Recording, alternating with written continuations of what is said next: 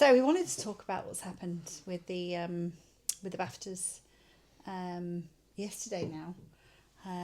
By the time this goes live, I suppose it'd be the day after that, wouldn't it? Yeah. But social media's gone crazy this today, hasn't it? It has, but we've had some really good conversations. I mean, for those who know, we're writing a book about neurodiversity in the workplace, so it's been quite. We've been having the conversations. We were literally writing about. Literally writing about Tourette's as one of the neurodivergent conditions, and also about the intersections with some of the other issues. And we were just.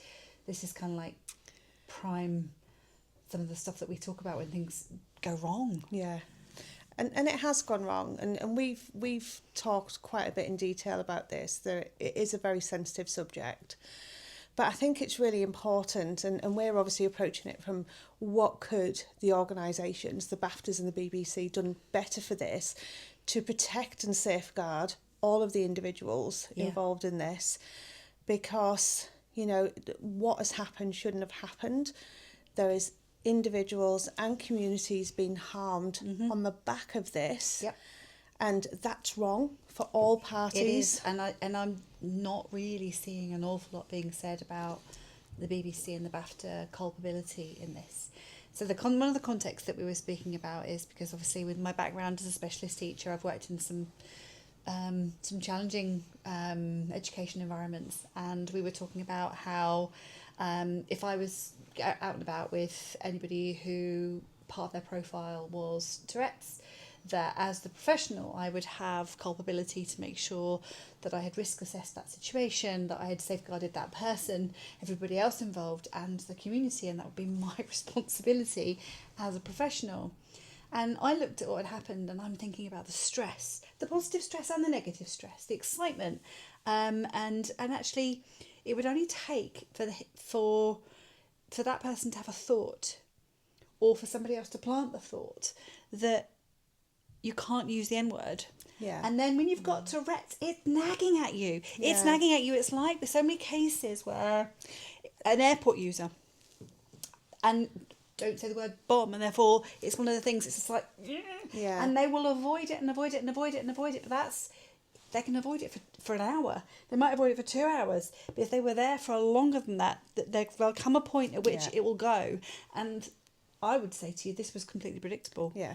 And I think what we're trying to say is, and I think we're trying to do a couple of things here. I think one is, you know, for anyone watching this video, I think it's really important that we have someone who absolutely knows what they're talking about on this subject from a clinical, psychological point of view, that knows this as an expert inside out. So, Jannine, this Tourette's, and talk to us about coprolalia. Yes, so talk to us about it. The thing with the coprolalia is that it's an involuntary tic, and it will be exacerbated by stress, and it is the swearing tic, and it is not a reflection of what the person has. So no thought. Reflection of beliefs. No reflection of beliefs whatsoever. It literally is.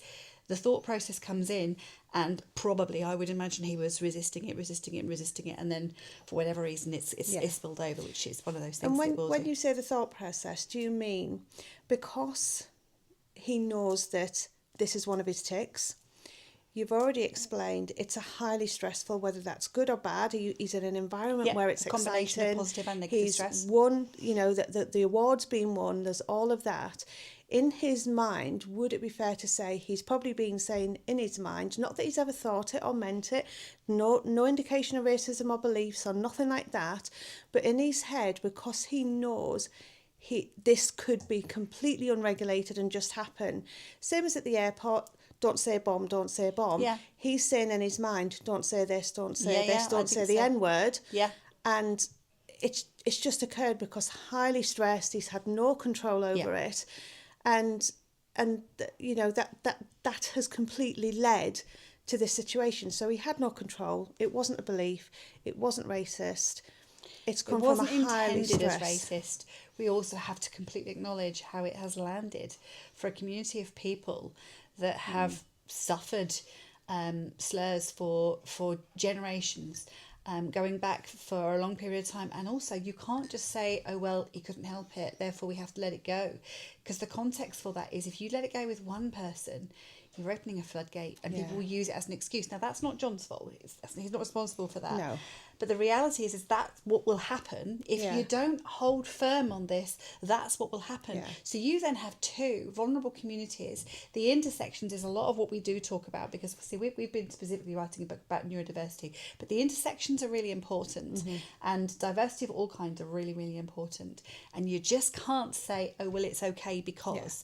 Now, the reality, though, is it should never have been aired. No. And those individuals should have had the opportunity to sort it out between them. Yeah. And it should never have been aired. The fact that it was aired is diabolical. I totally Culpability agree. there sits with the BBC and with BAFTA. And I totally agree. I think, when you look at this, the BBC clearly had editing time. There was some editing that went on before it went live and before it went out. They had an opportunity to remove a very sensitive matter that could have been resolved privately between 100%. The parties. And they had an opportunity to resolve that. You've also then got the mishandling by the BAFTAs on this. And we've seen a resignation occur from a judge on the back of this today, because he's furious over the handling. Yeah. So we've got two very large organisations. And the first conversation we had was, actually, if these were workplaces, what could they have done? A risk assessment. First of all, to know the risks and how do they prevent it? What preventative measures? There was clearly none of that done. No. Then to reveal a very private matter that could have been resolved between the parties has then gone public. You would never do that in the workplace. Why would you have somebody mic'd up when you know that's a risk factor? You'd only have them mic'd up for the moments where they were expected to be speaking, and you wouldn't for the rest of the time, unless you were kind of almost looking for sensations. And I'm not accusing, because I wouldn't know, but you have to there is kind of like a bit there where you kind of like have to sit and wonder, because and they may not have been mic'd up. I mean, they may not have been mic'd up. He could have shouted. I mean, but I think what we've got something that didn't need to be aired, and that wasn't about hiding it. That was about protecting all parties and communities, because my comfort and my sorrow goes out to all of the parties on this. Mine too. There is it's hurt many individuals, it's hurt many communities. It's created something within the media and social media that shouldn't be occurring, and it's bringing out the best and the worst in people. It is. But the reality is, if this was a workplace, there'd have been a risk assessment, there'd been preventative measures, it would have been kept confidential and resolved in the right way, instead of making it public. I mean, if someone had a complaint or something like this had happened in the workplace, you don't walk into the middle of a call centre and announce it. No. You don't. It's nobody else. No. So it's been completely mishandled. And I think what we talked about was the lessons in this is that there's so much that those two organisations could have done to protect and safeguard all of the individuals on this. They could have educated everybody in that environment. They could have educated all of the speakers. They could have had the risk assessments, the preventative.